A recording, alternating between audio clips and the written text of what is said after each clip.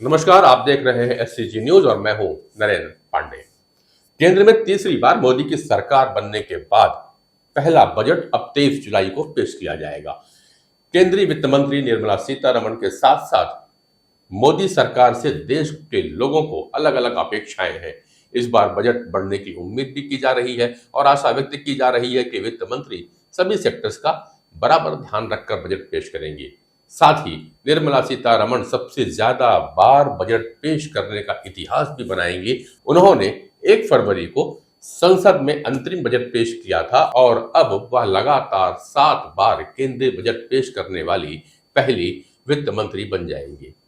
मोदी सरकार का तीसरा बजट ऐसी उम्मीदों के बीच आ रहा है जब देश की जनता उम्मीद कर रही है कि क्या मोदी सरकार महंगाई, बेरोजगारी और कम आय की मार झेल रहे मिडिल क्लास को खुश कर पाएगी और अपने खजाने का मुंह खोलेगी।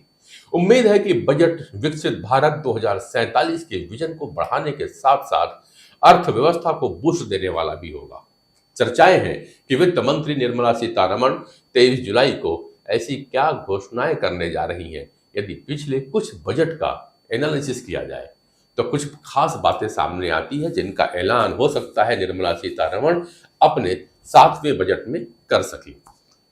पहली बात करते हैं आयुष्मान भारत योजना की है, जिसके तहत 70 साल से ज्यादा उम्र के सभी लोगों को 5 लाख रुपए तक का मुफ्त इलाज कराने की घोषणा कर सकती है। यानी इनके मुफ्त इलाज के लिए कोई शर्त नहीं रहेगी। इनकम, पेंशन, बैंक बैलेंस, जमीन या पुरानी बीमारियों के आधार पर किसी बुजुर्ग को इस योजना के दायरे से बाहर नहीं किया जाएगा।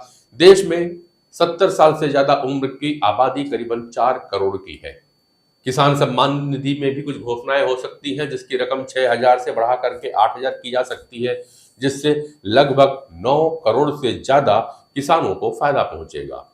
बात सेविंग टैक्स की भी होगी तो सेविंग टैक्स पर छूट की लिमिट जो वर्तमान में 1.5 लाख रुपए है उसे बढ़ाकर 3 लाख रुपए तक किया जा सकता है, जिससे लगभग 2 करोड़ से ज्यादा टैक्स पेयर्स को फायदा पहुंचेगा।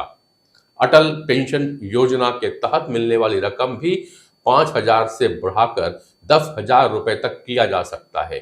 वहीं अंतरिम बजट में 3 करोड़ महिलाओं को लखपति दीदी बनाने का जो लक्ष्य रखा गया था, उसे माना जा रहा है कि इसे लेकर इस बजट में कुछ खास ऐलान हो सकते हैं। सभी आंगनबाड़ी और आशा कार्यकर्ताओं एवं हेल्पर्स को आयुष्मान भारत योजना के दायरे में भी लाए जाने की योजना है, तो इस बजट में इसे लेकर कुछ क्लैरिटी आ सकती है। इसके अलावा भी बजट में कुछ और ऐलान किए जा सकते हैं, जैसे कि स्टैंडर्ड डिडक्शन डबल हो सकता है जो अभी 50,000 रुपए का है। लंबे समय से इनकम टैक्स में कोई राहत नहीं मिली है, इंतरिम बजट में भी इसमें कोई बदलाव नहीं हुआ था। पुरानी टैक्स रिजीम पर 2.5 लाख रुपए तक की कमाई ही टैक्स फ्री थी। माना जा रहा है कि इस बार टैक्स स्लैब में कुछ छूट मिल सकती है। अर्थशास्त्रियों का कहना है कि 2024-25 के बजट में इंफ्रास्ट्रक्चर सेक्टर को बढ़ावा देने के अलावा रोजगार बढ़ाने पर भी ध्यान रहेगा। तो आपकी क्या उम्मीदें हैं, लिख दीजिए कमेंट्स बॉक्स पर। तब तक इंतजार करते हैं सीतारमण के 2024 के बजट का। नमस्कार।